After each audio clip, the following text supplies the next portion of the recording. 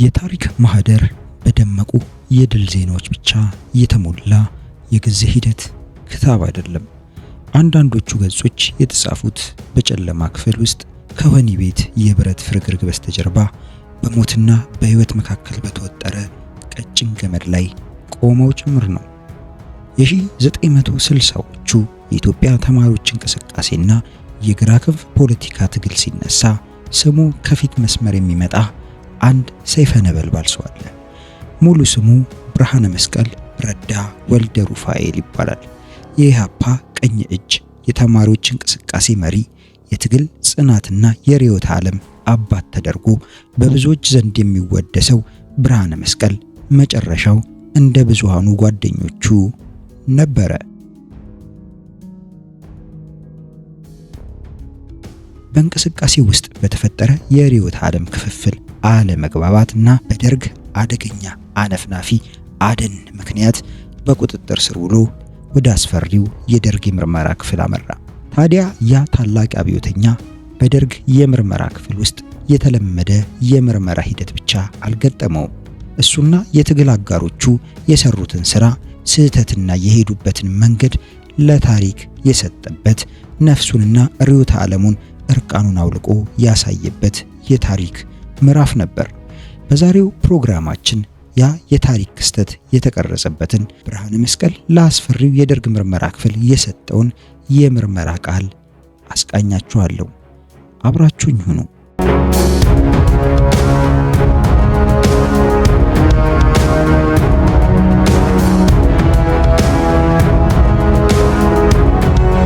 ብርሃነ መስቀል ረዳ ወልደ ሩፋኤል በ1930ዎቹ አጋማሽ በትግራይ ገጠር ነው የተወለደው። ያደገው ግን በደሴ ከተማ የከፍተኛ ፍርድ ቤት ዳኛ በነበሩት አጎቱ ቤት ነበር። የሁለተኛ ደረጃ ትምህርቱን ደሴ በሚገኘው የወይዘሮ ስሂን ትምህርት ቤት ካጠናቀቀ በኋላ በ1955 ወደ አዲስ አበባ ዩኒቨርሲቲ ገባ። በዩኒቨርሲቲው ቆይታው ትምህርቱን ከመከታተል ይልቅ ተማሪዎችን ለተቃውሞ በማንቀሳቀሱ ላይ ነበር ያተኮረው። በዚህም መሰረት ወደ ዩኒቨርሲቲው እንደገባ ከእርሱ ቀደም ብለው አዞቹ በሚል ቡድን ዙሪያ የተሰባሰቡትን የስር ነቀል ለውጥ ደጋፊ ተማሪዎችን ለመቀላቀል በቃ። ከዓመት በኋላ በ1956 ዓ.ም በዩኒቨርሲቲ ኮሌጅ ተማሪዎች ህብረት ውስጥ የመረጃ ኦፊሰር ሆኖ ተመረጠ። በዓመቱ ደግሞ የብሔራዊ ዩኒቨርሲቲ ተማሪዎች ህብረት ዋና ጸሐፊ ሆኖ አረፈው። ብርሃነ መስቀል ረዳ በ1957 ዓ.ም ደግሞ የቀዳማዊ አፄ ኃይለ ሥላሴ ዩኒቨርሲቲ ተማሪዎች መሬት ላራሹ የሚል መፈክር አንግበው ድምጻቸውን ለፓርላማ ያሰሙበትን ታሪካዊ ሰልፍ ካደራጁት መካከል አንዱና ዋነኛው ነበር። በዚያ ሰልፍ ሳቢያ ከትምህርታቸው ከተባረሩት 9 ተማሪዎች መካከል ማለትም ከነ ገብሩ ገብረ ወልድ፣ ኃይሉ ገብረ ዮሐንስ፣ ዮሐንስ ስብሃቱ፣ ታዬ ጉርሙ፣ ዘሩ ከሽን፣ ስዩም ወልደ ዮሐንስ፣ ሀብቴ ወልደ ጊዮርጊስና ሚካኤል አበበ መካከል እሱ አንዱ ነበረ። እነዚያ ተማሪዎች ከአንድ ዓመት በኋላ ወደ ዩኒቨርሲቲው ቢመለሱም በተረጋጋ ሁኔታ ትምህርታቸውን ሊከታተሉ አልቻሉም።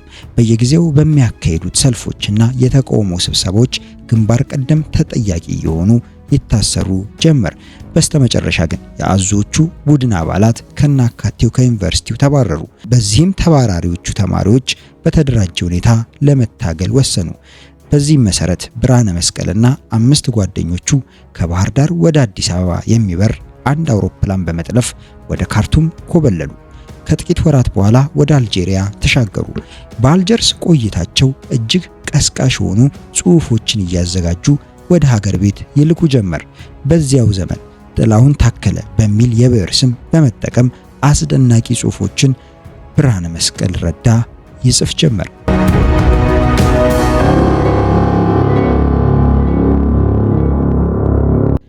በአልጄሪያ የከተሙት ስደተኛ አብዮተኞች በውጭው ዓለም ትምህርታቸውን ከሚከታተሉ ሌሎች ኢትዮጵያውያን ጋር በሚያደርጓቸው ግንኙነት በተደራጀ መንገድ የሚታገሉበትን መንገድ ቀየሱ።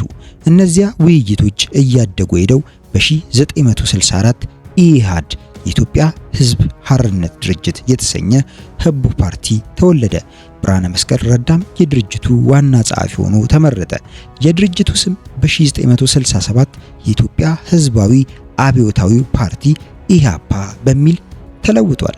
ብርሃነ መስቀል ረዳ የኢህአድ ዋና ጸሐፊ በነበረበት የመጀመሪያ ዓመት በአብዛኛው ፓርቲውን የማስተዋወቅና ድጋፍ የመፈለግ ስራዎችን ነበር የሰራው። በዚህም ከአውሮፓ እስከ መካከለኛው ምስራቅ ተጓዘ። ከባለቤቱ ታደለች ኃይለ ሚካኤል ጋር የተዋወቀውም በዚሁ ጊዜ ነው። በ1966 ዓ.ም ብርሃነ መስቀልና ጥቂት ሰዎች የድርጅቱን የትጥቅ ትግል እንዲጀምሩ ወደ ኤርትራ ተላኩ። ወታደራዊ ስልጠና ለመውሰድ ለአንድ ዓመት በኤርትራ ከቆዩ በኋላ በ1967 መጀመሪያ ላይ ትግራይ ውስጥ ወደሚገኘው አሲምባ ተራራ ተሻገሩ። ሆኖም የትጥቅ ትግሉን ሳይጀምሩ በአሲምባ ቤዛቸው ለ6 ወራት ቆዩ። በዚህ መሃል 8 ያህል የቡድኑ አባላት ከብርሃነ መስቀል ጋር የነበራቸውን ቀየሜታ በማሳበብ ድርጅቱን ጥለው ለደርግ መንግስት እጃቸውን ሰጡ። ብርሃነ መስቀል በታጋዮቹ አድራጎት በመቆጣቱ በሌሉበት የሞት ፍርድ ፈረደባቸው። ሆኖም ይህ ውሳኔው ከሌሎቹ የኢህአፓ አባላት ተቃውሞ ገጠመው። የኢህአፓ ማዕከላዊ ኮሚቴ ጉዳዩን ካጣራ በኋላ በሰዎቹ ላይ የተላለፈው የሞት ፍርድ እንዲነሳ ወሰነ። ብርሃነ መስቀልንም ከሰራዊቱ ተነጥሎ ወደ አዲስ አበባ እንዲሄድ ተወሰነበት። ይህም በብርሃነ መስቀልና በሌሎቹ የኢህአፓ መሪዎች መካከል ንትርክና አለመግባባትን ፈጠረ። ይህ በእንዲህ እንዳለ በነሐሴ ወር 1967 ዓ.ም ኢህአፓ ራሱን በአዲስ መልክና በአዲስ ስም ሲያደራጅ ዋና ጸሐፊ የሚባል የስልጣን እርከንን ሰረዘ። ድርጅቱ ሊቀመንበርም ሆነ ጸሐፊ የለውም ተብሎ ታወጀ። ብርሃነ መስቀል ይህንን እርምጃ እርሱን ከቦታው ለማንሳት የተሸረበ ሴራ አድርጎ ስለወሰደው ከፍተኛ ቅሬታ አደረበት።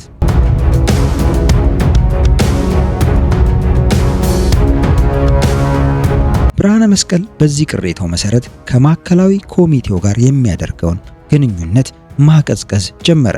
የደርግ መንግስት በሚያዝያ ወር 1968 በህቡ ለተደራጁ ድርጅቶች ሁሉ የግንባር ጥሪ ሲያደርግ ብዙሃኑ የኢህአፓ አመራር ጥሪውን በመሰረቱ እንደሚቀበል ከገለጸ በኋላ መሟላት ያለባቸውን ቅድመ ሁኔታዎች አስቀመጠ።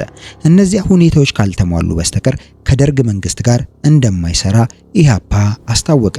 ብርሃነ መስቀል ግን ቅድመ ሁኔታ ማስቀመጡ ልክ አይደለም በማለት ተከራከረ። በነሐሴ ወር 1968 ዓ.ም የኢህአፓ ማዕከላዊ ኮሚቴ ራሳችንን ለመከላከል የከተማ ትጥቅ ትግል ማድረግ አለብን በማለት ሲወስን ብርሃነ መስቀል ውሳኔው አደገኛ ነው፣ ኢህአፓን ያስመታል፣ ደግሞም ደርግ ማርክሲስታዊ ነኝ ብሎ ያወጀ መንግስት ስለሆነ ማርክሲስታዊ መንግስትን በትጥቅ አመጽ መቃወም የአብዮታውያን ጸባይ አይደለም በማለት ጉዳዩን በብርቱ ተቃወመው። ይህም ተቃውሞ ከኢህአፓ አመራር ጋር እስከ ወዲያኛው አቆራረጠው። የኢህአፓ አመራር ብርሃነ መስቀል ያሳያቸውን የአቋም ልዩነቶች ከገመገመ በኋላ ከማዕከላዊ ኮሚቴ አባልነቱ ሰረዘው። ከጥቂት ጊዜ በኋላም ብርሃነ መስቀል በፓርቲው ውስጥ የራሱን አንጃ ለመመስረት ጥረት እያደረገ ነው የሚል ክስ አቀረበበት። በድርጅቱ ጋዜጦች ላይ ግለ ሂስ እንዲያደርግም አዘዘው። ብርሃነ መስቀልም ሂሱን ካወረደ በኋላ በድርጅቱ ታጣቂዎች እንዲጠበቅ ተደረገ። በሚያዝያ 1969 ግን ለማንም ግልጽ ባልሆነ መንገድ ከአዲስ አበባ ከተማ ተሰውሮ ወደ መርሃቤቴ አውራጃ ገባ። እዚያም ከተወሰኑ ሰዎች ጋር የትጥቅ ትግል ለማድረግ ሞከረ። ይሁን እንጂ በእርምጃው ከጥቂት ወራት በላይ አልዘለቀም። የደርግ አዳኝ ኃይሎች በ1970 መጀመሪያ ላይ ይዘው ወደ አዲስ አበባ አመጡት። የደርግ ምርመራ ክፍል ቀረበ። ቃሉንም እንዲህ ባለ መልኩ ብርሃነ መስቀል ረዳ ሰጠ።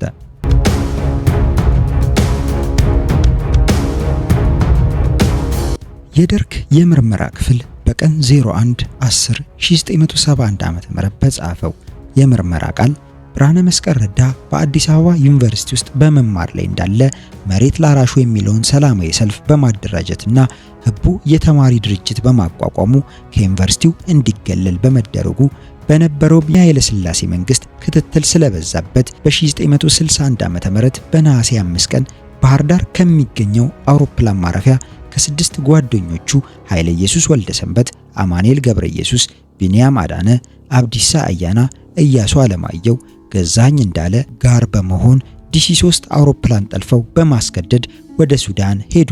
ከዚያም በሱዳን ሀገር ከነሐሴ 1961 ዓ.ም እስከ የካቲት 1962 ዓ.ም ድረስ በካርቱም ፖሊስ አካዳሚ በጥበቃ ስር ከቆዩ በኋላ የአልጄሪያ መንግስት የፖለቲካ ጥገኝነት ስለሰጣቸው ወደ አልጄሪያ ሄደው በተራ ስደተኞች ተመድበው በአልጄሪያ ቀይ መስቀል እርዳታ ስር እንዲውሉ መመደባቸውንና በኋላም ባደረጉት ተቃውሞ ትምህርት ቤት ገብተው እንዳሉ ታዋቂና ተራማጅ ናቸው ይባሉ ከነበሩት የአውሮፓ ተማሪዎች ከነ ኃይሌ ፊዳ፣ ሀጎስ ገብረ ኢየሱስ፣ ደሳለኝ ረሃማቱ እና ከሌሎችም ጋር በደብዳቤ መገናኘት መጀመራቸውን ከጥቂት ጊዜም በኋላ ኃይሌ ፊዳ አልጄሪያ ድረስ ሄዶ በፖለቲካና በድርጅት ጉዳዮች ተወያየ። ሆኖም እነ ኃይሌ ፊዳ በብሔሮች ጉዳይ ወደ ውይይት አድርገው እርሱ እነ ብርሃነ መስቀል የያዙትን አቋም ቢቀበሉም በኢትዮጵያ ያሉትን ፖለቲካዊ ንቅናቄዎች ዲሞክራሲያዊና አብዮታዊ ግለሰቦችን ሊሰበስብ አብዮታዊ ድርጅት ማቋቋምና መታወጅ የኢትዮጵያን ተጨባጭ ሁኔታ የሚጠይቀው ከሁሉም አንገብጋቢ ጥያቄ መሆኑን መገንዘብ ወይም መቀበል ስላልቻሉ ልዩነት ተፈጠረ። ከዚህ በኋላ በ1963 ዓ.ም ውስጥ ፓርቲ መስራች ሊሆን የሚችል ድርጅት ለማቋቋም በአሜሪካ፣ በአውሮፓ፣ በሶማሊያ በሀገር ውስጥ ከሚገኙ ኢትዮጵያውያን ተማሪዎች ጋር ደብዳቤ ተጻጽፈው ከአልጄሪያ ብርሃነ መስቀል ረዳ፣ ኃይለ ኢየሱስ ወልደሰንበት፣ ቢንያም አዳነ፣ ኢያሱ አለማየሁ፣ ገዛኸኝ እንዳለ፣ ሶማሊያ በጥገኝነት ላይ የነበረው በላይ ንጋቱ፣ ከአሜሪካ መስፍን ሀብቱና አብሮት የሚገኙት ከ4 እስከ 5 የሚሆኑ ከሀገር ውስጥ ጸጋዬ ገብረመድህን፣ ዋለልኝ መኮንን፣ ዘሩ ክህሸን፣ ጸሎተ ሕዝቅያስ፣ ዮሐንስ በርሄ፣ ተስፉ ኪዳኔ የተባሉት ተስማምተው ኢፒኤልኦ የተባለውን ድርጅት አቋቋሙ። የድርጅቱን አመራር በደብዳቤ ግንኙነት 3 ሰዎች ያሉበት ጊዜያዊ አደራጅ ኮሚቴ በማለት አንደኛ ራሱን ብርሃነ መስቀል ረዳ በዋና ጸሐፊነት፣ ሁለተኛ ጄኔራል ሴክሬታሪ ቢንያም አዳነ በድርጅት ጸሐፊነት፣ ሶስተኛ ኢያሱ አለማየሁ በፖለቲካ ጸሐፊነት ፖለቲካል ሴክሬታሪ ሆነው እንዲሰሩ ተወሰነ። አሰራሩም ከተወሰነ በኋላ በወቅቱ በሱዳን ውስጥ በፖለቲካ ጥገኝነት ላይ የነበሩ ፍስሐ ገብረ ሚካኤል፣ ከድር መሐመድ፣ ዮሐንስ ክፍሌ፣ ብርሃኑ ገመዳ፣ ዮሐንስ ካሳውን የተባሉት የድርጅቱ አባል ሆኑ። የኢሃድ ኢፒኤልኦ ዓላማ ከአንዳንድ ተራማጅ ድርጅቶችና መንግስታት ጋር ግንኙነት በመፍጠር የገንዘብ፣ የፖለቲካ ጥገኝነት ወይም የትምህርት፣ የፓስፖርት እርዳታ እንዲደረግላቸው ለመጠየቅና በሚስጥር ማርክሲዛዊ ሌኒናዊ የሆኑ የቲዮሪና የፕሮፓጋንዳ ጽሑፎችን፣ የህብር ድርጅት አመሰራረትና አገነባብ ዘዴዎችን አቅም ማውጣት፣ የተማሪውንም ንቅናቄ በተቀነባበረ መልክ በመስራት አብዮታዊ ፓርቲ ለማቋቋም አመቺ የፖለቲካ ሁኔታዎችና ካድሬዎችን ማዘጋጀት ነበር በማለት ከሀገር ውስጥ ሊወጣ የቻለበት ምክንያት ከሀገር ውስጥ ከወጣ በኋላ ኢህአድ የተባለው ድርጅት መመስረቱን ብርሃነ መስቀል ረዳ ለደርግ ምርመራ ክፍል ገልጿል።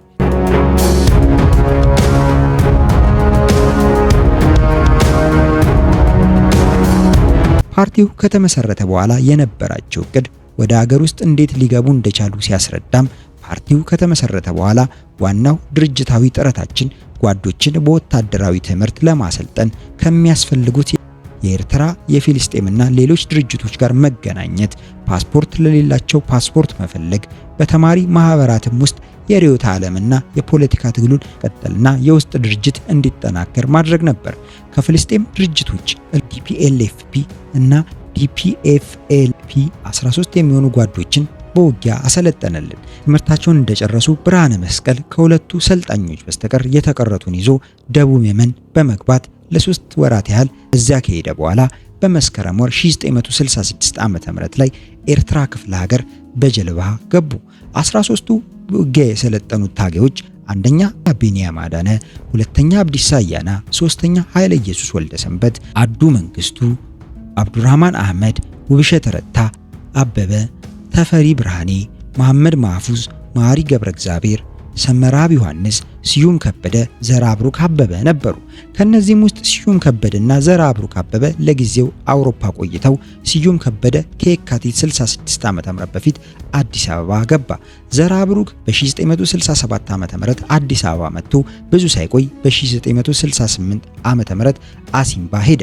የተቀሩት 11 ጓዶችና ቀደም ባሉ ከኢትዮጵያ ወደ ሶማሊያ ከዚያም ደቡብ የመን ገብተው የነበሩት 16 ሆነን ለስልጠና ኤርትራ ገባን። ገና ኤርትራ ሳንገባ ሱዳን ምድረ በዳ ውስጥ ቢንያም አዳንና መሐመድ ማህፉዝ ቀደም ብሎ በነበረባቸው ህመም ምክንያት በውሃ ጥም ሞቱ።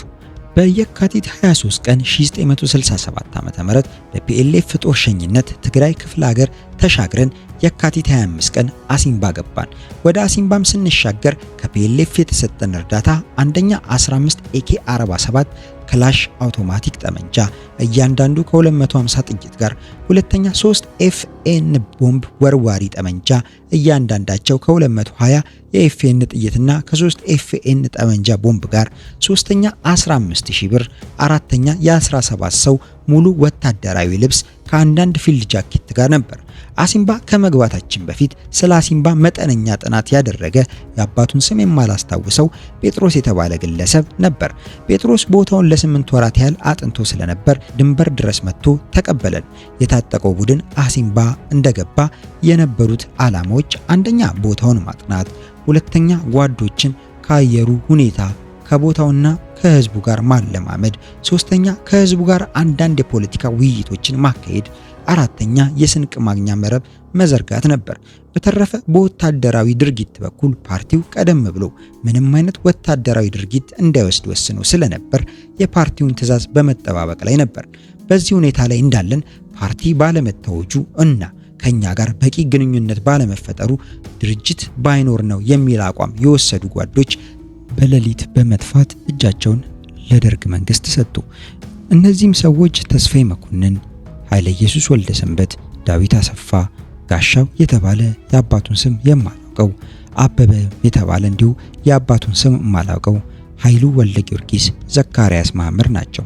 ሌላኛው ስምንተኛው ሰው ብርሃነ ካሳ እነርሱ በሄዱ ማግስት ጠፍቶ ለመሄድ ሲሞክር በጨለማ ገደል ገብቶ ሞተ። ጓዶቹ ሲጠፉ እኔ ዶክተር ተስፋዬ ደበሳይንና ጸጋዬ ገብረመድህንን ለመቀበል አዲግራት ከተማ ገብቼ ስለነበር የጓዶቹን መጥፋት የሰማሁት እዚያው አዲግራት ሆኜ ነበር። ከ3 ቀን በኋላ የተቀሩት ጓዶች ጋር ስንገናኝ ይኸው ብርሃን ካሳ መሞቱን ሰማው። ከዚህ በኋላ እዚያ አካባቢ መቆየት ከባድ ስለሆነብን ወደ አድዋ አውራጃ፣ ደብረ ዳሞ፣ ብዘትና አምባሰናይታይ ወረዳዎች ሄደን መዘዋወር ጀመርን በማለት ፓርቲው ከመመስረቱ በኋላ እንዴት ሀገር ውስጥ ሊገቡ እንደቻሉና በፒኤልኤፍ መሳሪያ እርዳታ ተሰጥቷቸው ወደ አሲምባ ገብተው የአሲምባን ቤዝ መመስረታቸውን ብርሃነ መስቀል ገልጿል።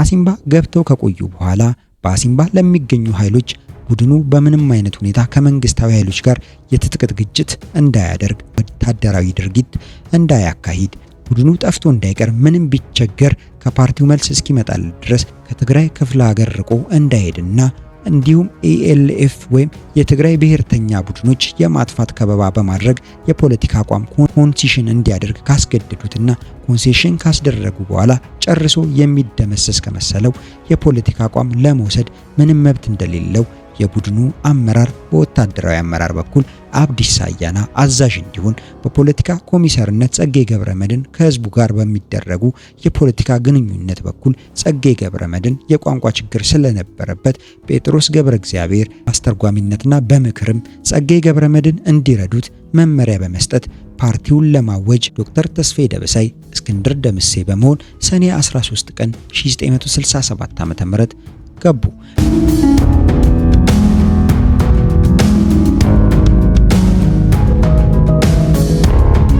መስቀል ረዳ ኢህአፓን ለማወጅ አዲስ አበባ ከመጣ በኋላ በተደረገው የማዕከላዊ ኮሚቴ ስብሰባ በተከሳሹና በሌሎች አባሎች መካከል ቅራኔዎቹ መጀመራቸውና መንስኤያቸው ምን እንደሆነ በስብሰባው ላይ በወቅቱ የተደረጉትን የፖለቲካ ውይይቶች ሲያስረዳ አዲስ አበባ ከገባን ከ2 ሳምንት በኋላ የማዕከላዊ ኮሚቴ ስብሰባ ማድረግ ጀመርን። ስብሰባውንም ያደረግነው ዮሴፍ አዳነ ቤት ነው። የስብሰባው ዋና ተግባር ለመለስተኛ ጉባኤው መዘጋጀት ሲሆን ሰፊ ጊዜ የፈጀው ውይይት ከታወቀው ቡድን ጠፍተው ስለወጡት 7 ሰዎች ነበር። የዚህም ውይይት ዋና ዓላማ ሰዎቹ የጠፉት በፖለቲካ መስመር ልዩነት ሳይሆን በእኔ አስተዳደር ብልሽነት መሆኑን ለማሳመን ነበር። ይህም ክስ የተመሰረተው ከታጠቀው ቡድን በመጣ ሪፖርት ላይ የተመሰረተ ሳይሆን ዶክተር ተስፋዬ ደበሳይ የተቀሩትን ማዕከላዊ ኮሚቴ አባሎች ለብቻው በመገናኘት ያስፋፋው የሐሜት ዘመቻና ጸሎተ ሕዝቅያስ፣ ክፍሉ ታደሰ፣ ጌታቸው ማሩ ጠፍተው ከመጡት ሰዎች ቀጥታ ባልሆነ መንገድ ያገኘው መረጃ ነው ብለው ባቀረቡት መሰረተ ቢስ ነቀፋ ላይ ነበር። በዚህ ሁኔታ ትክክለኛ ሂስ በማቅረብና ስህተቴን በመጠቆም ፋንታ ባልተገኘውባቸው ስብሰባዎች ስለኔ ስራ ብዙ ክሶች ይቀርቡ ስለነበር ከጉባኤው በፊት ምንም አይነት ሐቀኛ ውይይት የተካሄደ ስላልመሰለኝ ከጉባኤው በፊት እውነተኛ ጓዳዊ መንፈስ እንዲሰፍን ሂስና ግለይ ሲደረግ ብል አጣዳፊ ተግባሮች አሉና ከጉባኤው በኋላ ሂስና ግለይ እናካሄዳለን ተብሎ ነገሩ በዚህ ተደፋፈነ። በጉባኤው ስለሚካፈሉት አባሎች ስንነጋገር ያወጣነው ክራይቴሪያ የማዕከላዊ ኮሚቴ አባሎችና የዞን ኮሚቴ ጸሐፊዎች እንዲገኙ በተጨማሪም ቢያንስ አንድ ወዛደር፣ አንዲት ሴት እንዲገኙ የሚል ነበር። የጉባኤው ህጋዊ ስቴትስ የወሰነው ደግሞ አንደኛ ከመመስረቻው ጉባኤ ወዲህ አብዮታዊ ፍንዳታን ያህል የፖለቲካ ለውጥ በአገሪቱ ፖለቲካ መድረስ ላይ ቢታይም በድርጅታችን ድርጅታዊ ድክመት ምክንያት በተለይ በአገሪቱ ያለውን የጸጥታ ጥብቅነት ለመቋቋም የሚያስችል አቅም ስለሌለን ዲሞክራሲያዊ በሆነ መንገድ የተመረጡ ወኪሎች ወይም ዴሊጌሽን ያሉበት ሙሉ የፓርቲ ጉባኤ ማድረግ አንችልም። ስለዚህ አሁን የሚመራው ስብሰባ ኮንግረስ ሳይሆን መለስተኛ ጉባኤ ቢሆንም በውስጣዊ የኢትዮጵያ ፖለቲካ ሁኔታ መሰረት በጊዜያዊነት በሙሉ ኮንግረሱ እስኪጸድቅ ድረስ የፓርቲውን የፖለቲካ ፕሮግራም እና ፓርቲውን መተዳደሪያ ደንብ የሚያስተካክል ኮንፈረንስ ይሁን ተባለ። ሁለተኛ፣ ማንኛውም የፓርቲ ኮንፈረንስ የሚሰራውን መደበኛ ስራ ይሰራ ያካሂድ የሚል ነበር። በዚህ አቅጣጫ ፖለቲካ ፕሮግራም ውስጥ አንደኛ ድርጅታችን ማርክሲስታዊ ሌኒናዊ የፖለቲካ ፓርቲ መሆኑን፣ ሁለተኛ የህዝባዊ ዲሞክራሲያዊ ሪፐብሊክ መንግስት እስኪመሰረት የአገሪቱን አስተዳደር የሚቀበል የመሸጋገሪያ አገዛዝ ጊዜያዊ ህዝባዊ መንግስት እንዲሆን፣ ሌላም በጠቅላላው በኢሃፓ ፖለቲካ ፕሮግራም የተጠቀሱ አንዳንድ ለውጦች ከመደረጋቸው በስተቀር በመሰረታዊ ይዘቱ የኢሃዴ ፖለቲካ ፕሮግራሙ እንዲጸድቅ ተወሰነ። ሌላው ትልቁ ለውጥ በመተዳደሪያ ደንቡ ላይ ለፓርቲው ማዕከላዊ ኮሚቴ ከፓርቲ ኮንግረስ በመለስ አዳዲስ አባሎች ሊታከሉ የሚችሉበትን የኮኦፕቴሽን ፕሪንሲፕል ተጨመረ። ይኸውም ፕሪንሲፕል በጉባኤው የሚመረጠው ማዕከላዊ ኮሚቴ በቁጥር የማይበልጡ አዲስ አባሎች በብዙሃን ድምጽ መርጦ ማዕከላዊ ኮሚቴ ውስጥ ሊጨምር ይችላል የሚለው ፕሪንሲፕል ነበር። ይህ ደንብ እንዲጨመር ያስገደደው ሁኔታ በአገሪቱ በሰፈነው ጥብቅ የጸጥታ ቁጥጥርና ፓርቲው የሚገኝበት ህገወጥና ህቡ ስቴትስ ምክንያቶች ለፓርቲው ደህንነት ሲባል ከማዕከላዊ ኮሚቴ ውጪ ጨርሶ የማይታወቁ ጥቂት አባሎችን በመምረጥ በክህደት ምክንያት የፓርቲ አመራር ላይ ሊደርስ የሚችለውን የመደምሰስ ዕድል ለማሳነስ ነበር። በተጨማሪም የአብዮቱ ቡድን በአመራር ውስጥ እንዲወከል የፓርቲውን ኮንግረስ መጥራት ስላልተቻለ ነበር። የአብዮት ቡድን ከፓርቲው ጋር ተቀላቅሎ መስራት የጀመረው ከመለስተኛው ጉባኤ በፊት ቀደም ብሎ ቢሆንም ጌታቸው ማሩ ከዓመት በኋላ እንደገለጸልኝ ፓርቲው መመስረቻ ጉባኤ ላይ የተላለፉት ውሳኔዎች የጸደቀውን መተዳደሪያ ደንብ አሳዩኝ ሲል ለጊዜው በእኛ እጅ የለም የፓርቲውን መመስረቻ ጉባኤ ውሳኔዎች አሳዩኝ ሲል በአመራር ውስጥ ፎርማሊ ስትገባ ታየዋለ የሚል መልስ ተሰጥቶት እንደነበር ገልጾልኛል። ቀጥሎ መለስተኛ ጉባኤው ሲከፈት ስለሚቀርቡት ሪፖርቶች ስንነጋገር በየትኛውም ሌላ ማርክሲስት ሌኒኒስት ፓርቲ ትራዲሽን የሌለ ፕሮሲጀር አቀረቡ። ይኸውም በህጋዊ መንገድ ከኃላፊነት ያልተነሳ ዋና ጸሐፊ እያለ ሌላ ተራ የማዕከላዊ ኮሚቴ አባል ጉባኤውን እንዲከፍት የሚል ነበር። በእኔ በኩል ያኔ በእኔ ላይ ፐርሰናል ቅሬታ ስላላቸው እንጂ ከማዕከላዊ ኮሚቴ በስተጀርባ የተቋቋመው ክሊክ በመመስረቻ ጉባኤ የተመረጡትን የፓርቲው መሪዎች ዘዴኛና ድብቅ በሆነ መንገድ ለማውረድ ማቀዳቸውን አልገመትኩም ነበር። ስለሆነም ጥያቄውን ሳቀርብ ይሁን አንተ ከፈተው ቢሉም ፈጽሞ ከኮሚኒስት ስነ ምግባር ውጪ የሆነ ከአንገት በላይ ስምምነት መሆኑን ለኔ ክብር ካልተሰጠኝ ያልኩ ያስመስላሉ በሚል ፍራቻ ጉባኤውን ለመክፈት ሳልፈቅድ ቀረው። ሆኖም የኢትዮጵያ ውጫዊ ሁኔታ የሚለውን ሪፖርት ለጉባኤው ያቀረብኩት እኔ ሲሆን የሀገሪቱን ውስጣዊ ሁኔታ የተባለውን ሪፖርት ያቀረበው ዶክተር ተስፋዬ ደበሳይ ነበር። በኮንፈረንሱ ላይ ተካፋይ ከነበሩ ሰዎች ውስጥ የማውቃቸው ከአበራ ዋቅጅራ በስተቀር በሀገር ውስጥ የነበርነው የማዕከላዊ ኮሚቴ አባሎች ጌታቸው ማሩ፣ ዮሐንስ ብርሃኔ፣ ሳሙኤል አለማየሁ፣ ብርሃኑ እጅጉ፣ ተካልኝ ወልደ አማኑኤል፣ እስክንድር ደንቤ እና ሌሎችም ስማቸውን የማላቋቸው ነበሩ። በሐምሌ 20 አካባቢ 1967 ዓ.ም በተደረገው ኮንፈረንስ በማዕከላዊ ኮሚቴ የቀረቡት የኢትዮጵያ ውስጣዊና ወርሃዊ ሁኔታዎች ሪፖርት፣ የፓርቲ ፖለቲካ ፕሮግራም፣ የፓርቲ መተዳደሪያ ደንብ መሰረታዊ ለውጥ ሳይደረግባቸው ጸደቁ። ሌላው ሰፊ ውይይት የተደረገበት ርዕስ ፓርቲው ከሌሎች ተራማጅ ቡድኖችና ግለሰቦች ጋር ስለሚኖረው ግንኙነት ነበር። በዚህ ወቅት ህልውናው ይታወቅ የነበረው የሰፊው ህዝብ ድምጽ በተባለው ጋዜጣ አካባቢ የተሰበሰበው የፖለቲካ ቡድን ስለነበር ውይይቱ በዚህ ቡድን ባህር ላይ ነበር የተመሰረተው። ቀደም ሲል ማዕከላዊ ኮሚቴው የወሰነው ከዚህ ቡድን ጋር ተጀምሮ የነበረው ግንኙነት ቀጥሎ ሰፊ ውይይት ከተደረገ በኋላ ስምምነት ላይ ሲደረስ በአነስተኛ ፕሮግራም ላይ የተመሰረተ የጋራ ግንባር እንዲቋቋም ነበር። ይህ ውሳኔ የተወሰነው በብዙሃኑ ድምጽ ቢሆንም በእኔ በኩል በሰፊው ህዝብ ድምጽ ጋዜጣ አካባቢ የተሰበሰቡት ሰዎች ምንም እንኳን የቀኝ አድርባይነትና የተጎታችነት ዝንባሌ ቢያሳዩም በመሰረቱ ማርክሲስት ሌኒኒስቶች ከመሆናቸው ሌላ አብዮቱ ከፈነዳበት ወቅት ጀምሮ ሰፊ የፖለቲካ ፕሮፓጋንዳና ቅስቀሳ አስተዋጽኦ ያደረጉ ስለሆነ የምንቀርባቸው ለጋራ ግንባር ሳይሆን ሰፊና ሐቀኛ ሂስና ግሌስ አካሄደን ለውህደት መሆን አለበት እንጂ በሁለት ማርክሲስት ሌኒኒስት ነን በሚሉ ቡድኖች መካከል የጋራ ግንባር መመስረት በቂ ዓላማ ሊሆን አይችልም የሚል ነበር። ኮንፈረንሱ እንኳንስ የኔን ሐሳብ ሊቀበል ከናካቴው የማዕከላዊ ኮሚቴውንም አቋም ሳይቀበል ቀረ። ምክንያቱም የሰፊው ህዝብ ድምጽ ቡድን እንኳንስ እንደ አንድ ድርጅት ዲሲፕሊን ሊኖረው አባሎቹም ተመሳሳይ ፖለቲካ አቋም የላቸውም። ሌላው አንዳንዶች የኛን ድርጅት አባሎች ለመንግስት መጠቆም ጀምረዋልና እንደ ወዳጅ ልናያቸው አንችልም። እንዲሁም የቡድኑ ታዋቂ አባሎች ኃይሌ ፊዳ፣ ነገደ ጎበዜ፣ አንዳርጋቸው አሰግድና ሌሎችም የኛን ጓዶች በጥላቻ የሚያዩ ሰዎች ስለሆኑ ከነርሱ ጋር መቀላቀል አይገባንም። ሆኖም የሰፊው ህዝብ ድምጽ ቡድንን በድንገት ሳንቀበለው በጋዜጣው አካባቢ የተሰበሰቡትን በግለሰብ እንድንቀርባቸው የሚል ሆነ። ከዚህ ሌላ በኮንፈረንሱ ከተወሰኑ ድርጊታዊ ነጥቦች መካከል አንደኛ ፓርቲውን ለማወጅ ዝግጅቱ ቶሎ እንዲገባደድና ከመስከረም 2 ቀን 1968 ዓመተ ምህረት በፊት እንዲታወጅ፣ ሁለተኛ ትግራይ ያለው የታጠቀ ቡድን ማጥናቱንና የፖለቲካ ግንኙነት ማድረጉን እንዲቀጥልና በደቡብ ክፍለ ሀገሮች የታጠቁ ቡድኖችን የሚያቋቁሙ ሰዎች እንዲያሰለጥን፣ ከዚህ ጋር ተያይዞ መላው ፓርቲ የትጥቅ ትግል ያስፈልግ ይሆናል የሚል ይዘት ያለው ትምህርት ለህዝቡ እንዲሰጥ፣ በተረፈ መንግስት ፓርቲው ሲታወጅ የሚወስደው እርምጃ ሳይታወቅ ወታደራዊ ድርጊቶች እንዳይካሄዱ የሚሉ ነበር። በዚህ ረገድ ከከፋ የመጣ ወኪል መሳሪያ ያላቸውና ትጥቃዊ ትግል ለማካሄድ የሚፈልጉ ፖሊሶች ተገናኝተውኛል የሚል ሪፖርት ሲያቀርብ ኮንፈረንሱን እንዲታገሱ እንዲነገራቸው መወሰኑ ትዝ ይለኛል። ጥቂት ወኪሎች በኢትዮጵያ ፖለቲካ መድረክ ላይ ያለው ሁኔታ አብዮት ነው ወይስ ጸረ አብዮት ነው የሚል ጥያቄ አንስተው ጸረ አብዮት የሰፈነ ለማስመሰል ሞክረው ነበር። ነገር ግን በፓርቲው ፕሮግራምና ሪፖርቶች ቀጥለው በወጡት መግለጫዎች ላይ ጸረ አብዮታዊ ሁኔታ ሰፍኗል የሚል እምነት ጸረ አብዮታዊ ሁኔታ ሰፍኗል የሚል እምነት የለኝም ሲል ገለጸ።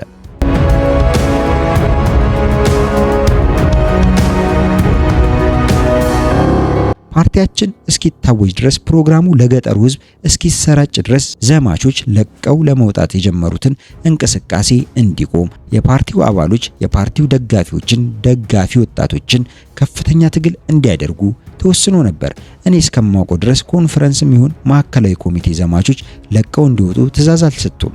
ፓርቲው ዘማቾች ከዘመቻ ጣቢያ እንዲመለሱ አዟል የሚለው ሐሳብ የተስፋፋው መኢሶን በተንኮል ይህንን ክስ ሲሰነዝርብን አብዛኞቹ ዘማቾች ተመልሰው ነበርና ፓርቲውን የሚመራው ክሊክ የተመለሱትን ዘማቾች ላለማስቀየም ያህል የማስተባበያ መልስ ሳይሰጥ ስለቀረ ነበር። የማስተባበያ መልስ እንዲወጣ ብንፈልግም ለሚቀርብብን የሐሰት ክስ በሙሉ መልስ በመስጠት በህዝብ የማይታወቁ የጠላት ጋዜጦችን ለህዝብ አናሳውቅም የሚል የፖለቲካ ፕሮፓጋንዳ አንጻር የተደናቆረ መልስ ይሰጠኝ ነበር።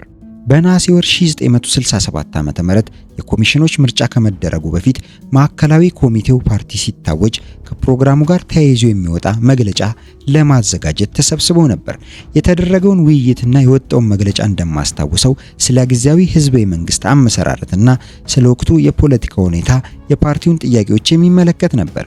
ጊዜያዊ ህዝባዊ መንግስት የሚመሰረተው የተለያዩ የኢትዮጵያ ተራማጅ ኃይሎች በህዝባዊ አብዮታዊ ሸንጎ ከተወያዩ በኋላ መሆኑን ይገልጻል። ህዝባዊ አብዮታዊ ሸንጎ የሚመሰረተው በጊዜው ከነበሩ ህዝባዊ ድርጅቶች፣ ከጦር ኃይሎች ንቅናቄ፣ ከሚደራጁት የአርሶ አደሮች ማህበሮች፣ ከከተማው ሰርቶ አደር ህዝብ ወኪሎች ነበር።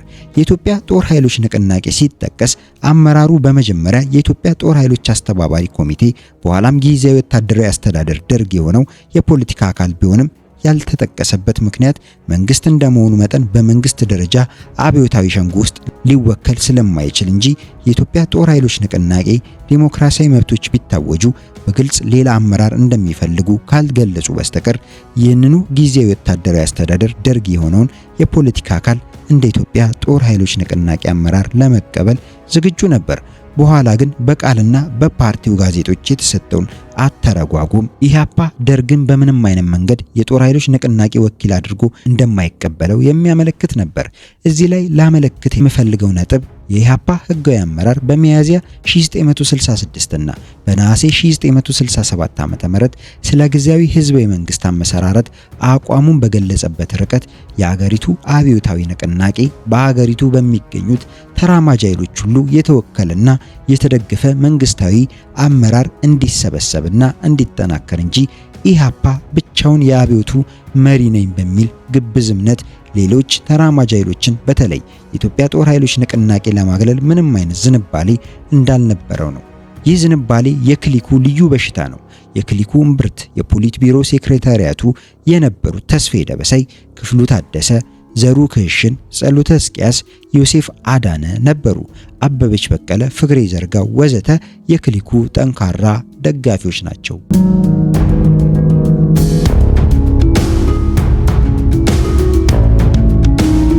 ፓርቲው እንደታወጀ የተፈጠረው ፓርቲውን የሚመለከት አብይ የፖለቲካ ሁኔታ በመስከረም 68 ላይ ነበር።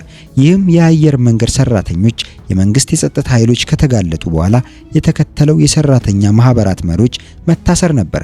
ለመታሰራቸው ምክንያት የሆነው በሰራተኞች ጊዜያዊ ኮሚቴ የተጠራ ጉባኤ ባሳለፋቸው ውሳኔዎች ዲሞክራሲያዊ መብቶች መታወጅ፣ የሰራተኛ መሪዎች መፈታት፣ የሰራተኛው ደሞዝ መጨመር ነበሩ። በፓርቲ አመራር ውስጥ የነበረ አንድ ክርክር በኔና በሌሎች መካከል በኋላ እያደገ የሄደውን የፖለቲካ አስተሳሰብ ልዩነት ነው። ጊዜያዊ ኮሚቴ ያቀረባቸው ጥያቄዎች ካልተሟሉ የሥራ ማቆም አድማ እንደሚጠራ ካወጀ በኋላ የፓርቲው አመራር የሰራተኞችን ማህበር በመደገፍ አንድ መግለጫ ያወጣ የሚል ውይይት በፖሊት ቢሮ አባሎች ሲካሄድ እኔ እንደ አጋጣሚ ስብሰባ በሚካሄድበት ቦታ ስለነበርኩ ሐሳቤን ጠየቁኝ። የክሊኩ አቋም ሰራተኞች ጊዜያዊ ህዝባዊ መንግስት ካልተቋቋመ በስተቀር የሥራ ማቆም አድማውን እንዳያቋርጡ የሚል ይዘት ያለው ጽሑፍ ይወጣ የሚል ነበር። እኔ ግን እንኳን ጊዜያዊ ህዝባዊ መንግስት እስኪቋቋም የሥራ ማቆም አድማውን ቀጥሉ ባንል የሰራተኞቹ ማህበራት መሪዎች ዲሞክራሲያዊ መብቶች ካልታወጁ የሥራ ማቆም አድማ እናደርጋለን ማለታቸው ስህተት ነው የሚል ነበር። ለዚህም የሰጠሁት ምክንያት አንደኛ የዚህ አይነቱ የፖለቲካ ጥያቄ የሚቀርበው ሊያስፈጽም የሚችል ድርጅታዊና ወታደራዊ ኃይል ከኋላ ሲደገፍ ብቻ ነው። ሁለተኛ የሰራተኛው መሪዎች ይህን አቋማቸውን በሰፊው ሰራተኛ የቱን ያህል እንደሚደገፍ ሳያጣሩና የአቅማቸውን መጠን ሳይገመግሙ ስሜታዊ በሆነ መንገድ የወሰኑ ይመስለኛል። ስለሆነም የዚህ ጥያቄ እንኳንስ አብዛኛውን ሰራተኛ እስከ መጨረሻ ሊያነቃንቁ ጥቂት ሰራተኞችን ለብዙ ቀናት ስራ እንዲያቆሙ የሚያደርግ አይመስለኝም። ዞሮ ዞሮ የሥራ ማቆም አድማ ይሳካል እንኳን ብንል መንግስት እምቢ ሲል ምን ይከተላል የሚለውን ጥያቄ ብንመልስ መንግስት ሰራተኞችን በኃይል አስገድዶ ወደ ስራቸው ይመልሳቸዋል እንጂ ጠቅላላው የዘመናዊ ኢኮኖሚ ክፍል ቀጥ ሲል ዝም ብሎ እንደማይመለከት ግልጽ ነውና ኃይል ሲከተል ኃይልን በኃይል ተቋቁመን መንግስት ለመገልበጥ ካልቻልን ዲሞክራሲያዊ መብቶች ካልታወጁ ወደ ስራ አንመለስም የሚል ጥያቄ ትክክል እንዳልሆነ የሚል ነበር። ይህን ሐሳብ ሳቀርብ እንዴት የሰራተኛውን መደብ ያቀረበውን ጥያቄ ስህተት ነው በማለት ትግሉን እናቀዘቅዛለን የሚል ከአንድ የላብ አደሩ ግንባር ቀደም ነኝ የሚል ፓርቲ የማይጠበቅ እርካሽ የሆነ ፖፑሊስት መልስ ተሰጠኝ። ይህን የህዝቡን ግንፍል ስሜት በትክክለኛ ሳይንሳዊ የትግል ታክቲክ ለማቃናት የመፍራት ዝንባሌ በፓርቲው አመራርና አሰራር ላይ ተደጋግሞ ይታያል። ሌላ ቦታ እንደጠቀስኩት ዘማቾች ጣቢያቸውን ለቀው መውጣታቸው እንኳንስ ለአብዮቱ ለፓርቲው ጠባብነት የማይበጅ መሆኑን የፓርቲው አመራር እያወቀ አብዛኞቹ ዘማቾች ስለተመለሱ ብቻ ተሳስታቸዋል ለማለት ፈርቶ ነበር።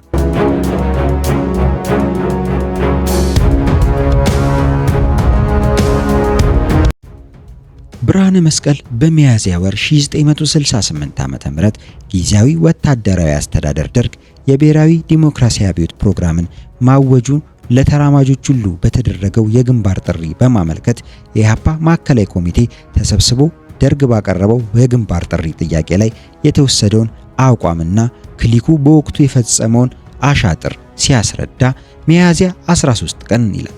ሚያዝያ 13 ቀን 1968 ዓ.ም የታወጀው የብሔራዊ ዲሞክራሲያዊ አብዮት ፕሮግራም በተቀዳሚ ምክትል ሊቀመንበሩ ለተራማጆች ሁሉ የተደረገ አስቸኳይ የግንባር ማቋቋም ጥሪ ነበር። ጥሪው በተደረገ በሳምንት ውስጥ ፓርቲው ማዕከላዊ ኮሚቴ ስብሰባ አደረገ። የስብሰባው አጀንዳ የህብረት ግንባር የሚል ነበር። ሰፊ ትግል ከተደረገ በኋላ መንግስት ያቀረበውን የግንባር ጥሪ እንቀበል የምንለው ወገን የብዙሃኑን የማዕከላዊ ኮሚቴ አባሎች ድጋፍ አግኝተን ክሊኩ በግል ተሸንፎ የግንባሩን ጥሪ በመርህ ደረጃ ከተቀበልን በኋላ ከፍተኛ ትግል ከተደረገበት ነጥብ ምን አይነት ጥያቄዎችን ይዘን እንቅረብ ወይም በተራማጆች ሁሉ የግንባር ማቋቋም ውይይት ከመጀመሩ በፊት በፓርቲያችን በኩል እንዲሟሉ የምንፈልጋቸው የፖለቲካ ሁኔታዎች ምንድናቸው የሚል ርዕስ ላይ አተኩረን ነበር። በዚህ ርዕስ ላይ ክሊኩ ስምምነት የተደረገበት ውሳኔ ትርጉም ለማሳሳት ስራዬ ብሎ መንግስት ሊቀበላቸው የማይችላቸውን ጥያቄዎች መደርደር ጀመረ። ይሁን እንጂ ከከፍተኛ ትግል በኋላ የሚከተሉት ውሳኔዎችን አደረገን። አንደኛ፣ ጊዜያዊ ህዝባዊ መንግስት መቋቋም አለበት የሚል ቅድመ ገደብ ፕሪኮንዲሽን መኖር የለበትም። ሁለተኛ፣ በማንኛውም ፓርቲው በማካሄደው ፕሮፓጋንዳና ቅስቀሳ መንግስትን በኦፊሻላዊ ስሙ ከመጥቀስ በስተቀር ፋሺስታዊ፣ የምርጥ መኮንኖች መንግስት ወዘተ የሚሉ መጠሪያዎች እንዲቀሩ። ሶስተኛ፣ ማንኛውም አይነት በመንግስትና በተቀሩት ተራማጆች ላይ የሚሰነዘር የጥላቻ ድርጊት ሆስቴል አክቲቪቲ እንዲቆም። ከዚህ በኋላ እንዲሟሉ የምንፈልጋቸው የፖለቲካ ሁኔታዎች ተብሎ በብዙሃኑ ድምጽ 5 ሁኔታዎች ተዘረዘሩ። ከነዚህ ሁኔታዎች ዋና ዋናዎቹ የዲሞክራሲያዊ መብቶች መታወጅና የተራማጅ ፖለቲካ እስረኞች የኤርትራንና የሌሎችን ብሔርተኛ ድርጅቶች የሚደግፉ እስረኞችን ጭምር እንዲፈቱና ያኔ በኤርትራ ላይ ተወጥኖ የነበረው የጦር ዘመቻ የራዛ ዘመቻ እንዲቆም የሚሉት ነበር። ይህ ውይይት ቢካሄድ በመንግስት በኩል የቀረበውን የብሔራዊ ዲሞክራሲያዊ አብዮት ፕሮግራም ለተራማጆች ግንባር መቋቋም ውይይት እንደመነሻ ወርኪንግ ዶክሜንት አድርገን እንደምንቀበለው እንግለጽ የሚል ሐሳብ ባቀርብላቸው በክሊኩ ከፍተኛ ተቃውሞና ጩኸት ማዕከላዊ ኮሚቴው ሐሳቤን ሳይቀበለው ቀረ። በዚህ ፈንታ የፖለቲካ ድርጅቶች ሁሉ መንግስትም እንደ አንድ የፖለቲካ ድርጅት ተቆጥሮ ፕሮግራማቸውን ለውይይት ጉባኤ ይዘው ይቅረቡ፣ በኢህአፓም በኩል የራሱን ፕሮግራም ይዞ ይቅረብ የሚል ሐሳብ ጸደቀ። ይህ ሁሉ ባልከፋ ነበር። ከሁሉም በባሱት የክሊኩ አሻጥሮች የሚከተሉት ናቸው ይላል ብርሃነ መስቀል። የግንባሩን መቋቋም ጥሪ በሚመለከት አንደኛ፣ የፓርቲው አቋም ከላይ የተጠቀሱትን ነጥቦች የያዘው የማዕከላዊ ኮሚቴ ውሳኔ ቢሆንም የፓርቲውንና የወጣቱን ክንፍ ሐሳብ ለመጠየቅና አብዛኛው የተቃወመውን እንደሆነ እንዲቀር፣ በተረፈ ግን በሚሟሉት ሁኔታዎች ላይ ምንም ነገር ሳይጨመርበት መግለጫው እንዲወጣ ተወስኖ ነበር። ነገር ግን ክሊኩ በሁኔታዎች ላይ ባይጨማምራቸውም ደርግን፣ ተራማጆችንና መኢሶንን የሚያስቀይሙ ሐሳቦችን በገዛ ስልጣኑ ጨመረበት። ከነዚህም በኢትዮጵያ ያሉ የፖለቲካ ድርጅቶች ሁሉ ለግንባሩ ብቁ ናቸው ተብለው ሲዘረዘሩ ያኔ ፕሮግራሙን በይፋ አውጆ የነበረው መኢሶን ብቻ ሳይጠቀስ ቀረ። በዚያች 2 ገጽ መግለጫ ላይ ከአንድም 2 ጊዜ በሚስጥር በሚደረጉ የጥቂት የደርግ አባሎችና የሌሎችም ግንኙነት ፈጽሞ የማያስፈልጉ ነጥቦች ተጨመሩበት። ፓርቲውና የወጣቱ ክንፍ ሐሳቡን እንዲገልጽ የተባለው ውሳኔ መንፈስም በማጣመም በቢሮክራሲያዊ ዘዴ ጊዜ በማጓተት የመግለጫውን መውጣት ከአንድ ወር በላይ አቆዩት።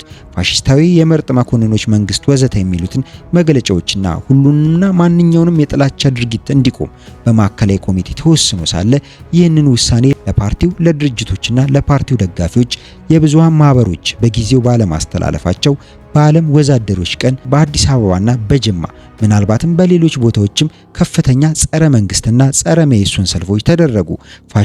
ፋሺዝም የሚል ጩኸት ሲያስተጋባው አለ። ይህ እንግዲህ በቀጥታ የማዕከላዊ ኮሚቴውን ውሳኔ የሚጻረር ነበር። ከ2 ወራት በኋላ እንደተገነዘብኩት በግንቦት ወር አጋማሽ ኢህአሰ ከፍተኛ የጦር ንቅናቄ ከማድረጉም በላይ በደቡብ ትግራይ የሚገኙ 3 ወረዳ ከተሞች ወሩ ነበር። ይህም በግልጽ የማዕከላዊ ኮሚቴ ውሳኔ የሚቃወም ነው። ነገር ግን ይህ ወረራ የተፈጸመው ክሊኩ ውሳኔውን ለኢህአሰ ካስተላለፈ በኋላ ይሁን ሳያስተላልፍ ማጣራት አልቻልኩም። የግንባሩን መቋቋም መላው ፓርቲና መላው ወጣት ክንፍ አባሎች ቢደግፉትም ክሊኩ የግለሰቦችን ስም እየጠቀሱ ይሰቀሉ ወዘተ የሚል ትርጉም የለሽ መፈክሮችን በየግድግዳውና በየመንገዱ ሲሰቀሉ እንዳላደረገ ሁሉ በግንባር መቋቋም የሚለውን የፓርቲውን መሰረታዊ አቋም በአንድ ጽሑፍም ላይ በአንድ ግድግዳም ላይ መንገድ ዳርም ይሁን እንዲገለጽ አላደረገም። ይህን ማድረግ የሚገባውን ተግባር ባለመፈጸም የማዕከላዊ ኮሚቴው ውሳኔ ጣሰ።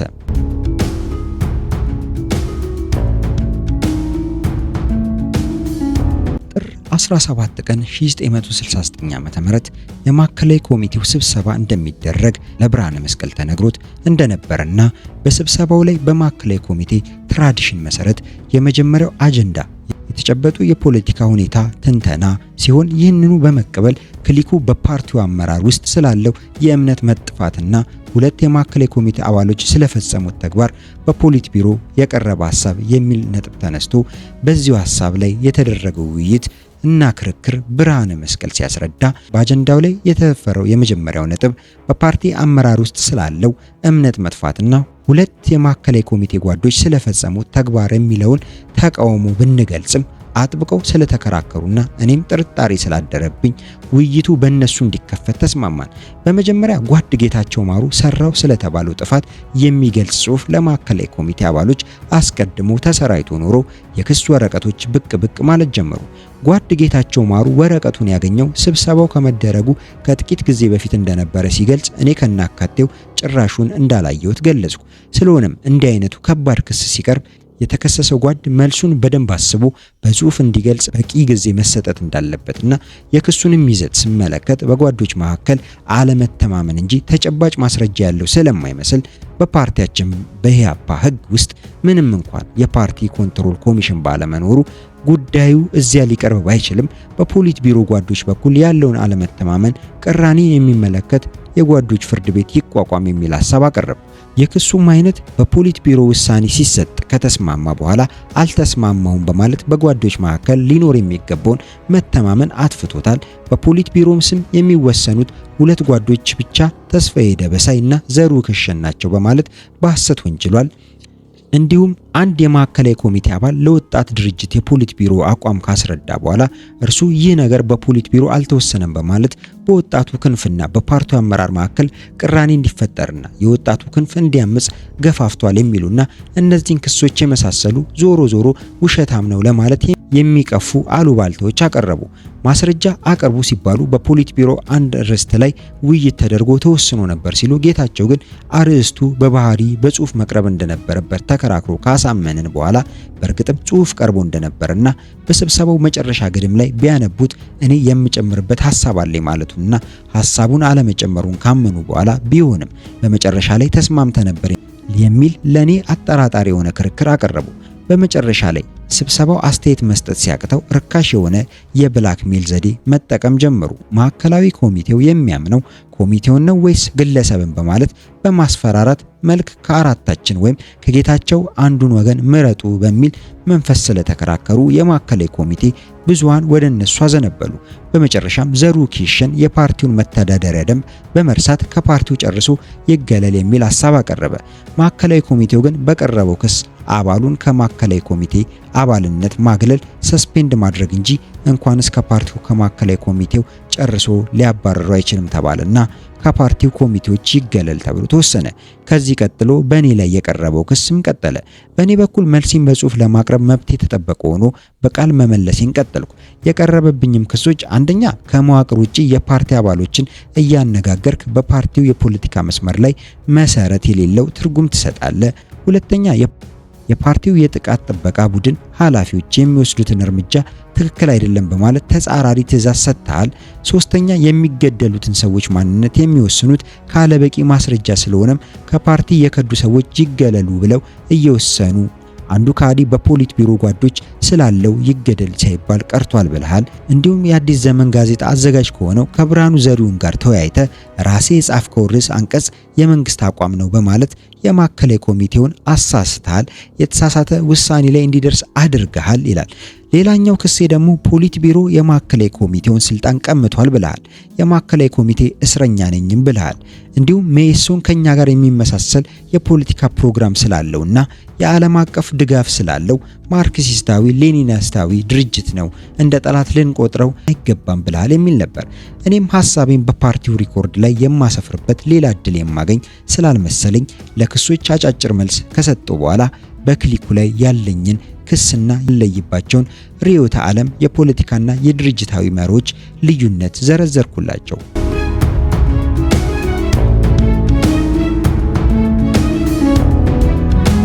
ከዚህ በኋላ በእኔ በኩል ከፖሊት ቢሮ ብዙሃን ጋር የነበረኝን የፖለቲካ መስመር፣ የርዕዮተ ዓለምና የድርጅት መሪዎች ልዩነቶች በቃል መዘርዘር ጀመርኩ። የቀረበብኝም ክስ እንኳንስ ከማዕከላዊ ኮሚቴ ማስወጣትን ያህል ለይስ እንኳን በቂ እንዳልሆነ ከላይ በጠቀስኳቸው ልዩነቶች ምክንያት ክሊኩ ሊያጠቃኝ እንደፈለገ በመግለጽ ማዕከላዊ ኮሚቴውን በዚህ ተግባር ተባባሪ እንዳይሆን አሳሰብኩ። የመጀመሪያው ድርጅትን በሚመለከት ያሉኝን ነጥቦችም ገለጹ። አንደኛ፣ ፖሊት ቢሮ ከስልጣኑ በላይ ተግባሮችን ከማካሄዱም በላይ የማዕከላዊ ኮሚቴን ስልጣን ቀምቷል። በተጨማሪም የመላው ፓርቲውን ጉባኤ ስልጣን ቀምቷል አልኳቸው። ምንም ያልኩበት መጀመሪያ በተግባር ቀጥሎም ተግባሩን የሚሸፍን የቲዮሪ ድጋፍ በማውጣት መሰረታዊ የትግል ታክቲክ ለውጥ በአምባገነንነት ወስኗል። ይህም መስከረም 1969 ዓ.ም ላይ የአመፅ ጥሪ ስላደረገ ነበር። ይህ በሁለት መልክ ጥፋት መሆኑን ገለጹ። አንደኛ፣ ከድርጅት መርህና ፓርቲዎች ተግባር አንጻር አንድ ፓርቲ ከሰላማዊ የፖለቲካ ትግል ወደ አመፅ በሚሸጋገርበት ጊዜ ቢቻል በጉባኤ ካልተቻለም በመላ ፓርቲ ውስጥ በሚደረግ ውይይት መወሰን ነበረበት። በተጨማሪም አመፅ ተብሎ የቀረበው የሽብር ትግል ዘዴ ስለሆነ እንኳንስ በፓርቲው ሊወሰን የፓርቲ አባሎች በሙሉ የተሰጣቸውን ትምህርት የሚያውቁትና የሚሉትን የአመፅ አይነት በሶስተኛው ዓለም ሀገራቶች ለአዲሱ ዲሞክራሲያዊ አብዮት መሟላት ሊደረግ የሚችለውን ህዝባዊ ጦርነት ማለትም ከገጠር ተነስቶ ከተሞችን መክበብ በሚለው ስትራቴጂ መሰረት የሚደረገው የአመፅ አይነት ሲሆን አመፁ ወይም የከተማ ሽምቅ ውጊያ እያካሄድን ነው በማለት ፖሊት ቢሮ ያወጣው መግለጫ ፓርቲው የማያውቀው አዲስ ቲዮሪ ስለሆነ ስህተት ከመሆኑም በላይ ህገ ወጥ ነው። ይህንን አይነት ቲዮሪ ማዕከላዊ ኮሚቴ ራሱን ፓርቲውን ሳያማክር ሊያወጣ አይችልም። እንዲሁም ከርዕዮተ ዓለም አንጻር ያቀረብኩት ክስ በስልጣን ላይ ያለውን መንግስት ባህሪ የሚመለከት ነበር። የፖሊት ቢሮና የዲሞክራሲያ ጋዜጣ ፋሺዝም በኢትዮጵያ ሰፍኗል በማለት ያስፋፉት አቋም ከቲዮሪና ከተጨባጭ ሁኔታ አንጻር ስህተት መሆኑን ገለጽኩ። በዚህም ሁኔታ የኔና የኢህአፓ ልዩነት እየሰፋ መጣ። ይህ የፖለቲካና የአስተሳሰብ ልዩነት እየሰፋ በመሄዱ ኢህአፓ ብርሃነ መስቀል ረዳንና ጌታቸው ማሩን ከማዕከላዊ ኮሚቴ አባልነት አገዳቸው።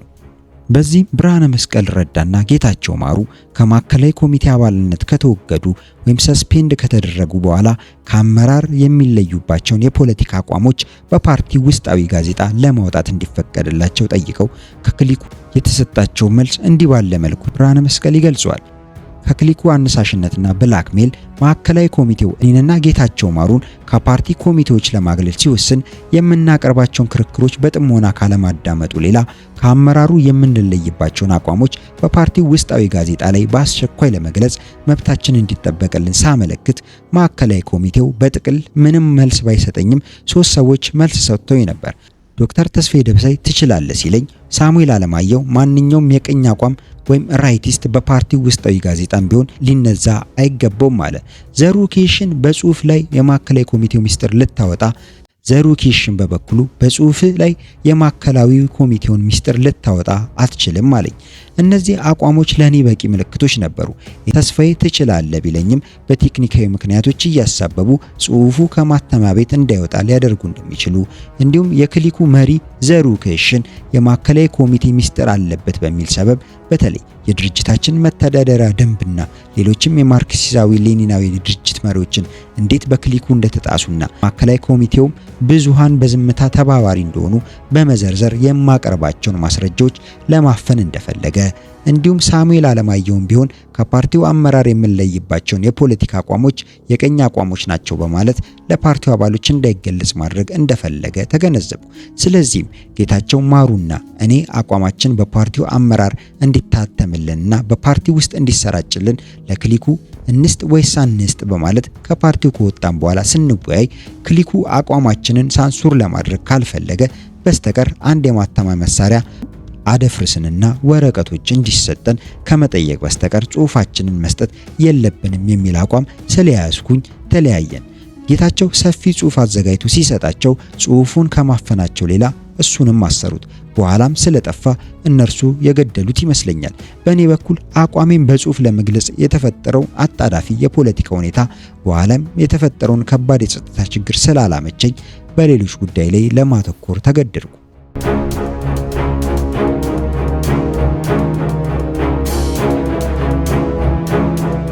ጥር 17 ቀን 1969 ዓ.ም ከፓርቲው ኮሚቴዎች ከተገለልን በኋላ በማዕከላዊ ኮሚቴ ውሳኔ መሰረት በእኔ በኩል ክሊኩ ካስቀመጠኝ ቦታ ማለትም ከ70 ደረጃ አካባቢ በመሰወር ግንኙነት አቋረጡ።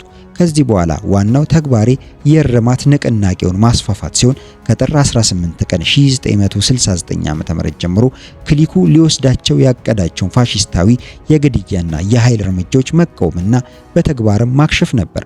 በዚህ አቅጣጫ ጥር 18 ቀን 1969 ዓ.ም የአዲስ አበባ ኢንተርናሽናል ኮሚቴ ለአዲስ አበባ ፓርቲ መዋቅር ያስተላለፈው ፋሺስታዊ መመሪያ ደረሰኝ።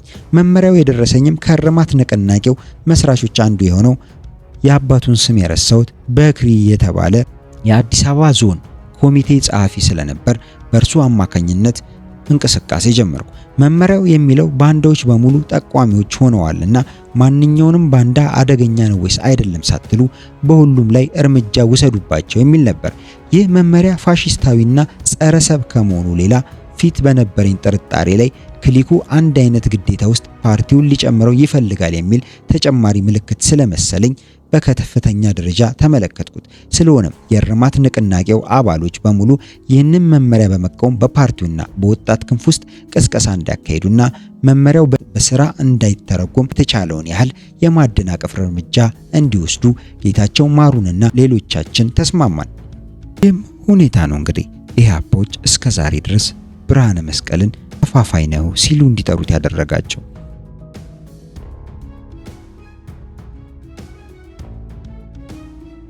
የካቲት ወር ዋና ተግባራችን የእርማት ንቅናቄው ማስፋፋት፣ በፓርቲውና በወጣቱ ክንፍ ውስጥ የክሊኩ ህገወጥና ጸረ አብዮታዊ ተግባሮችን ማጋለጥ ነበር። በመጋቢት ወር መጀመሪያ ላይ ግን መንግስት የ800 ተጠርጣሪዎችን ፎቶግራፍ በማውጣት ከፍተኛ አሰሳ ለማድረግ እየተዘጋጀ ነው የሚል ወሬ ይናፈስ ስለነበር የእርማት ንቅናቄው አባሎች ደህንነት ከፍተኛ ስጋት አደረብን። ስለዚህ ተቀዳሚ ተግባር አድርገን የያዝነው አባሎቻችንን ከመንግስት ከመታሰርና ከመገደል ለማዳን ተጨባጭ እርምጃዎችን መውሰድ ነበር። አብዛኞቹ አባሎች በራሳቸው የግል ጥረት ተደብቀው ከአሰሳው ለመዳን የሚችሉ ስላልመሰለን በተለይ አዲስ አበባ የሚገኙት የፓርቲ አባሎች በተለይም የስኳድ አባሎች ከከተማ አውጥተን ገጠር የምናሳይበት መንገድ ማሰብ ጀመረን። በገጠርም ለመደበቅ ድርጅታዊ መዋቅር ስላልነበረን ጓዶችን ደብቀን ለማቆየት የምንችለው በዱር ብቻ እንደሆነ ተገነዘብን። ከዚህም ጋር የእርማት ንቅናቄው የፖለቲካ አቋሙን በይፋ ሲገልጽ መንግስት ሊወስድ የሚችለውን አቋም መገመት ስላልቻለን ዱር የሚደብቁት ጓዶች ለመከላከያ የሚያበቃቸውን የጦር መሳሪያ እንዲይዙና እሱም ለህዝብ በሚጋለጡበት ወቅት ዱር የገቡበትን ምክንያት ለህዝብ እየገለጹ የማንቃትና የማደራጀት ተግባር ይቀጥሉ የሚል አቋም ላይ ተስማማን። የተስማማንበት አነስተኛ ፕሮግራም ይሁን እንጂ በጌታቸው ማሩ በኩል በሀገራችን አብዮቱ እየተጣመመ ስቴት ካፒታሊዝም በመቋቋም ላይ ስለሆነ በረሃ የምንልከው የታወቀ ቡድን ለህዝባዊ ጦርነት መዘጋጀት አለበት የሚል ሐሳብ ነበረው። በእኔ በኩል በዝቅተኛው የታጠቀ ቡድን ፕሮግራም ከተስማማን ዘንድ ስለ ወደፊቱ ስትራቴጂካዊ ዓላማዎቻችን ካሁኑ ለመወሰን መሞከር ወቅታዊ አይደለም። የአብዮቱ አቅጣጫ አሁን በደንብ አልለየም። ሶሻሊዝም ወይስ ስቴት ካፒታሊዝም የትኛውን እንደሚከተል አሁን ለመወሰን ጊዜው ያልበሰለ ፕሪማቹር ይመስለናል በሚል በዝቅተኛ ፕሮግራም ላይ ተስማምተን ተለያየን።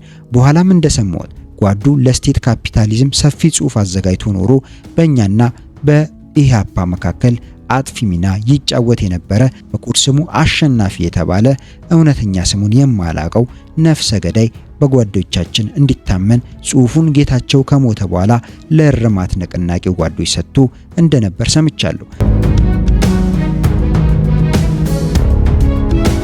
የእርማት ንቅናቄው በመጀመሪያው ወዴት ለመሄድ እንዳሰበና ለምን እንዳልሄደ፣ ወደ መራቤቴ እንዴት እንደሄደና ከማን ጋር ወደ መራቤቴ እንደሄደ ብርሃነ መስቀል ሲያስረዳ፣ ቡድኑ በመጀመሪያ እንዲሄድ የታሰበው በሀዲያ ብሔራዊ ድርጅት አማካይነት ከንቅናቄያችን መሪዎች አንዱ የነበረው አብይ ኤርሳሞ የተወሰነ የፖለቲካ ድርጅት ሰርቶበት ወደ ነበረው ወደ ሀዲያ ነበር። ቦታው በመጠኑ የፖለቲካ ስራ የተሰራበት ቢሆንም ሰፊ ዱር የሌለበት በመሆኑ ስለ ቦታው አመቺነት በጥርጣሬ ላይ እንዳለን ደምሴ ኃይለ ማርያም የተባለው የፓርቲ አባል የንቅናቄውን አቋም እደግፋለሁ በሚል ሰበብ ተቀላቀለን። በኋላ ላይ ራሱ እንዳመነው እኛ ዘንድ የመጣው እኔ ያለሁበትን ቦታ ካጠና በኋላ ለመግደል ወይ ለገዳዮች ለመጠቆም ቢሆንም ከኔና ከሌሎች ጓዶች ጋር በተደረገው ውይይት የክሊኩን የኢህአፓን ወንጀሎችና ጸረ አብዮት አዝማሚያ ስለተገነዘበ መራቤቴ ሌላ አማራጭ ቤዝ ሊሆን እንደሚችል ገለጸልን። ስለ ቦታው አቀማመጥና ስለ ህዝቡም የፖለቲካ ዝንባሌ መጠነኛ ውይይት ካደረግን በኋላ አርሶ አደሮች ያሉበት የፖለቲካ ድርጅት ስላለ ከድርጅቱም ጋር ግንኙነት ስላለው ወደ ንቅናቄያችን ለማዞር እንደማያዳግት ስለገለጹልን ይህንኑ ቦታ እንደ ሁለተኛ አማራጭ ወስደን ስንዘጋጅ መጋቢት 11 ቀን 1969 ዓ.ም ትልቁ የመጀመሪያ አሰሳ በድንገት ስለታወጀ እኔ በደምሴ ኃይለ ማርያም አማካይነት መርሃቤቴ እንደሄድና እዚያ በመቆይበትም ወቅት ቦታው ለጦር ሰፈር አመች እንደሆነ እንዳጠና ተወሰነ። መርሃቤቴ ታች ቤት ወረዳ እስከ ሚያዝያ 4 ቀን 1969 ዓ.ም ድረስ ከቆየው በኋላ አዲስ አበባ ተመልሼ መጣው። ተመልሼ ስመጣም ውጥረቱ ከመቀጠሉም ሌላ ሁለተኛ አሰሳ ሊደረግ ነው የሚል ወሬ ስለነበርና ጓዶችም በከፍተኛ የጸጥታ ችግር ላይ ከመሆናቸው ሌላ ክሊኩ አባሎቻችንን በጥብቅ መከታተል ስለጀመረ የታጠቀ ቡድን የማቋቋም ጉዳይ እንደገና ተነሳ። በሀዲያ በኩል አንዳንድ ድርጅታዊ ችግሮች ስለተነሱና መርሃቤቴም ደህና አማራጭ ስለመሰለን እዚያ ለመሄድ ወሰንን። ነገር ግን ዝግጅቱ እስኪያልቅ ድረስ የኔ አዲስ አበባ መቆየት ክሊኩ በሚያደርገው ክትትል አደገኛ ስለመሰላቸው ጓዶቼ መርሃቤቴ ተመልሼ እንድሄድና እዚያ እንድጠብቅ ወሰኑ። በዚህና በሌላም የእርማት ንቅናቄ ውይይት ላይ የተካፈሉት አብይ ኤርሳሞ በኋላ ላይ በኢሃፓ ክሊክ የተገደለ፣ በክሪ የአባቱን ስም የማላቀው እንዲሁ በኢሃፓ ክሊክ የተገደለ፣ መልእክተ ዮሐንስ በደርግ የተያዘ፣ ማሪ የአባቱን ስም የማላስታውሰው እኛን መራቤቴ ትቶ አዲስ አበባ ከመጣ በኋላ በመንግስት ማይጨው አደባባይ አካባቢ የተገደለ እንዲሁም ቡሲሪ የአባቱን ስም የማላቀው በመስከረም ወር 1971 ዓ.ም መሃል ሜዳ መንዝ እጁን የሰጠ እንዲሁም እኔና ደምሴ ኃይለ ማርያም ነበርን። በዚያን ጊዜ ከጌታቸው ማሩ ጋር ተጠፋፍተን ነበር።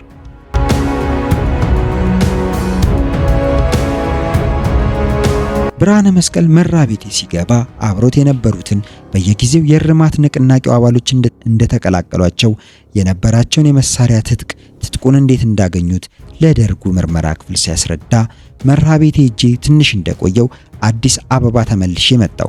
አዲስ አበባ መልእክተ ዮሐንስ ቤት አርፌ ብዙ ሳልቆይ ከደምሴ ኃይለ ማርያም ጋር ወደ ደብረ ብርሃን ሄድን።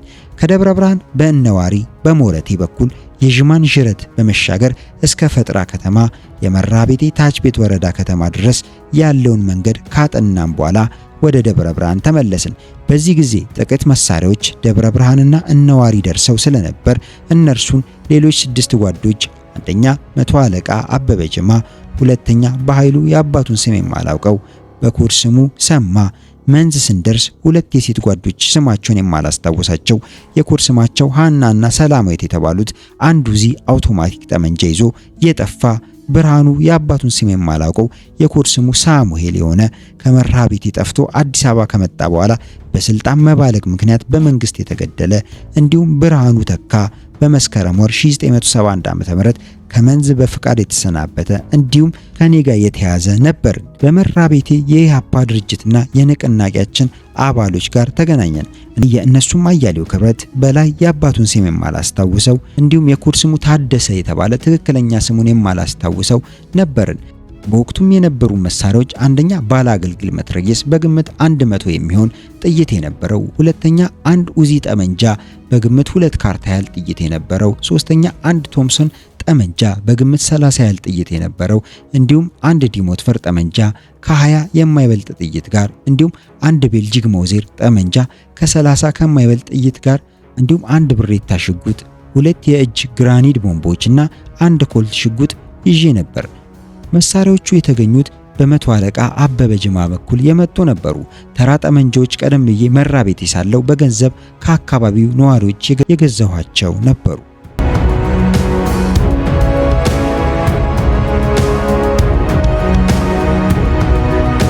ደርግ ጸረ አብዮተኞች ያላቸውን ቡድን በማደን ለመበቀል ፈለገ። በዚህም ከፍተኛ አሰሳ በከተማይቱና በሌሎች ክፍላተ ሀገራት መፈጸም ጀመረ። በዚህም መሰረት ብርሃነ መስቀልና ጓደኞቹ በመንዝና ግሻ አውራጃ ተያዙ። ተይዘውም ወደ አዲስ አበባ መጡ። ከዛ በኋላ የሆነው ሁሉ አሳዛኝ ነበር።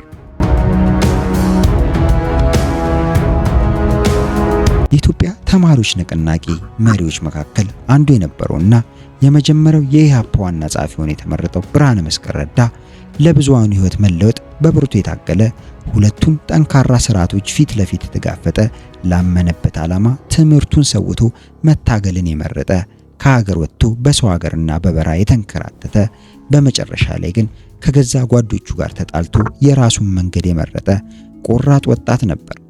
ብርሃነ መስቀል ረዳ ወልደ ሩፋኤል በወዳጆቹም ሆነ በጠላቶቹ የሚከበርና የሚፈራ መሆኑን ማንም አያስተባብልም። ኮሎኔል መንግስቱ ኃይለማርያም በእስር ቤት አናዘው ካስገደሉት በኋላ የመርሃ ቤቴ ገበሬዎች ገደሉት እያሉ ለማስተባበል ቢሞክሩም በኢትዮጵያ ተማሪዎች ንቅናቄ ውስጥ የነበረውን ሚና ግን በአድናቆት ነበር የገለጹት።